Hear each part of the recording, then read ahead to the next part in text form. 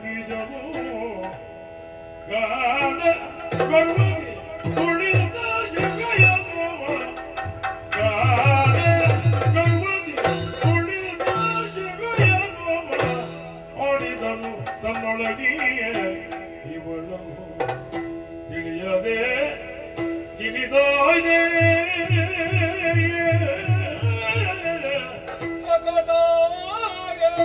ಮಾಡಲೆ ಶಿವರೇ ಶುಂಭನ ಗುಡೆ ಪಾದಯ ಆಡಿ ಸಂದಿಗೆ ಇವನು ಬದ್ಧ ಆದನು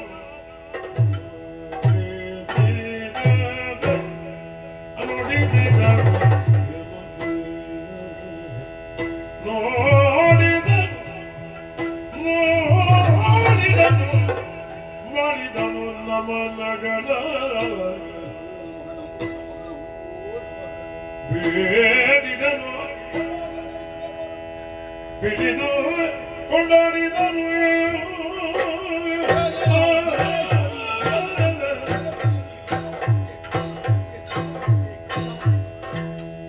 ನಮೋ ನಮಃ ನಮೋ ನಮಃ ನಮೋ ನಮಃ ನೋಡಿದನು ಬೇಡಿದನು ಕೊಂಡಾಡಿದನು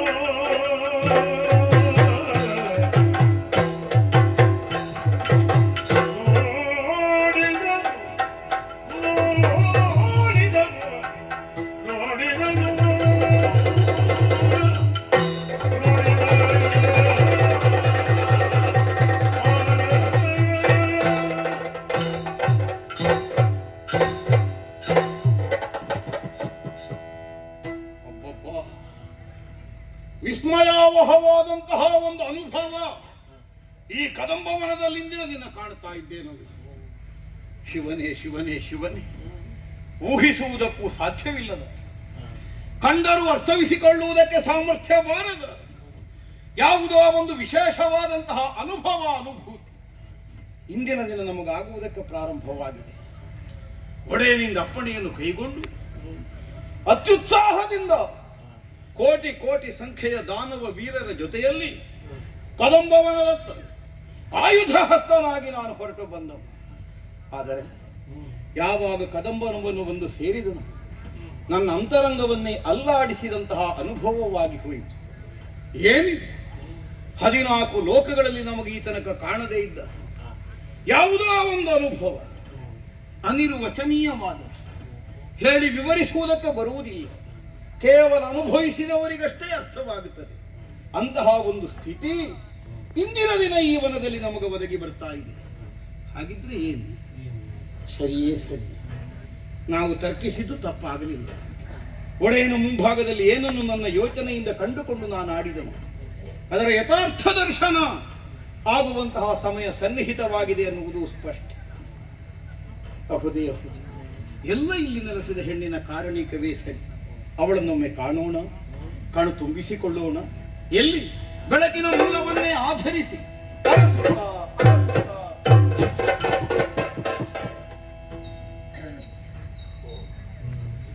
ನಿಸ್ಸಂದೇಹ ಲೋಕಜನನಿಯೇ ಹೌದು.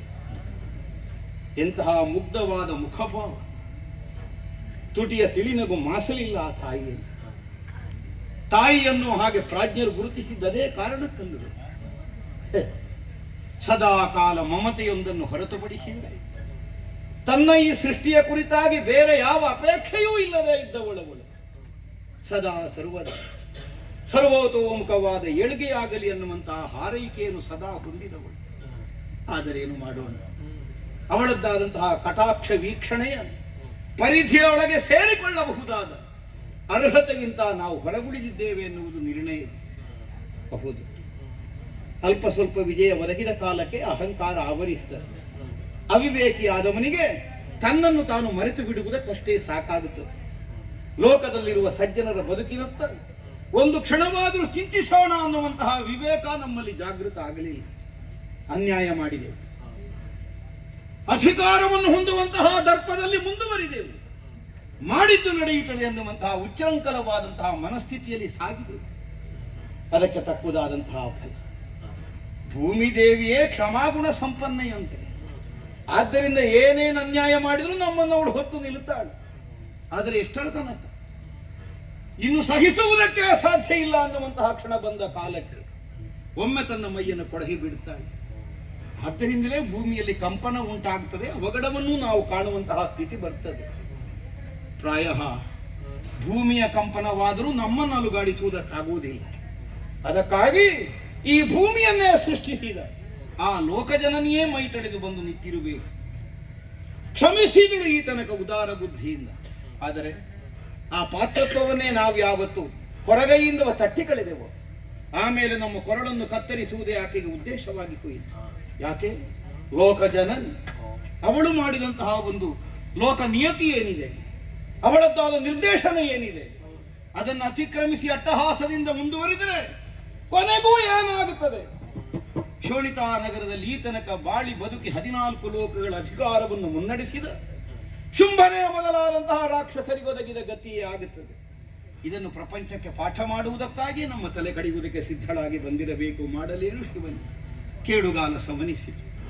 ಒಡೆಯನಿಗೆ ಎಷ್ಟು ನಾವು ಹಿತವಾಕ್ಯಗಳನ್ನು ಹೇಳಿದ್ರು ಅವನಿಗೆ ಅದು ಮನಸ್ಸಿಗೆ ಪಥ್ಯವಾಗಲಿಲ್ಲ. ಹಾಗಿದ್ರೆ ಇನ್ನೇನು ಉಳಿದದ್ದೊಂದೇ ದಾರಿ, ಬರುವ ಅವಸಾನವನ್ನಾದರೂ ಸ್ವೀಕರಿಸುವುದಕ್ಕೆ ಸಿದ್ಧರಾಗುವುದು. ಒಡೆಯನಲ್ಲಿ ಅಪ್ಪಣೆಯನ್ನು ಕೈಗೊಂಡು ಹೊರಡುವಾಗ ಬದುಕಿ ಮನೆ ಸೇರ್ತೇನೆ, ಮರಳಿ ಅವನ ಮುಖ ನೋಡುತ್ತೇನೆ, ಈ ಭಾವದಿಂದ ಹೊರಟು ಬಂದದ್ದಲ್ಲ. ಆದರೂ ಸಾವಿಗಿಂತ ಮುನ್ನ ಸಾಧಿಸಬೇಕಾದಂತಹ ಜೀವನ ಸಾರ್ಥಕ್ಯದ ಕಾರ್ಯ ಯಾವುದು ಅನ್ನುವುದನ್ನು ಯೋಚಿಸಿದರು. ಪರಾತ್ಪರೆಯಾದಂತಹ ಈಕೆಯ ಅನುಗ್ರಹ ವಿಶೇಷಕ್ಕೆ ಒಳಗಾಗಬಹುದಾದ ಕಾರ್ಯವನ್ನು ಮಾಡಲೇಬೇಕು. ಇಷ್ಟು ದಿವಸ ಮಾಡಲಿಲ್ಲ, ಈಗಲಾದರೂ ಮಾಡುವ. ಹೋಗಿ ಅಡಿಗೆ ರಗೋಣ. ಜಯ ಜಯ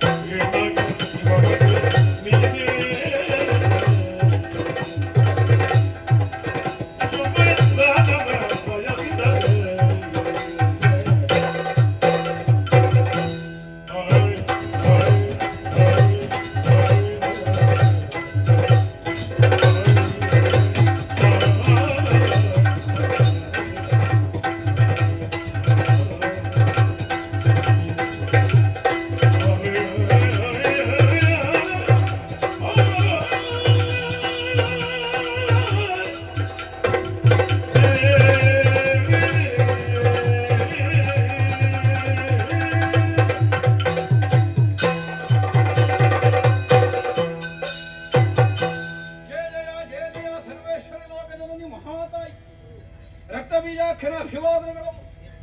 ಅಮ್ಮ ಏನಾಂತ ನಿಭವದನೆಯಾದ ನಿನ್ನ ವಿಷಯವನ್ನರಿತಂತಹ ನಮ್ಮ ಒಡೆಯನಾದ ಶುಂಭದರೆ ನಿನ್ನನ್ನು ಕೈ ಹಿಡಿಯುವಂತಹ ನಿರ್ಣಯವನ್ನು ತಡೆದು ಅದಕ್ಕಾಗಿ ಎಷ್ಟೆಷ್ಟೋ ರಾಕ್ಷಸ ವೀರರನ್ನು ನಿನ್ನ ಮುಂಭಾಗಕ್ಕೆ ಕಳುಹಿ ಕಳೆದ.